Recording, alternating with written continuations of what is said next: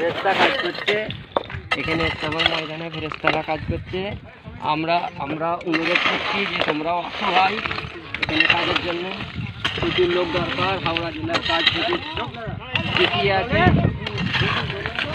আমরা পায়খানার পরিষ্কার করছি, আমরা পায়খানার কাজ করছি, সব পায়খানা। তোমরাও ভাই আসো, হাওড়া জেলার কাজ প্রচুর বাকি আছে। এই যে পায়খানার সব পরিষ্কার হচ্ছে, সবাই আসো। ওইদিকে দেখো, এইদিকে প্রচুর কাজ বাকি।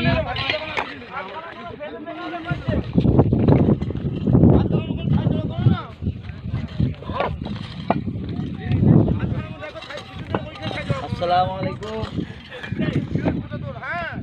আমাদের কাজ চলছে ইস্তেমা ময়দানে। তুই কোথায় গেলে গো?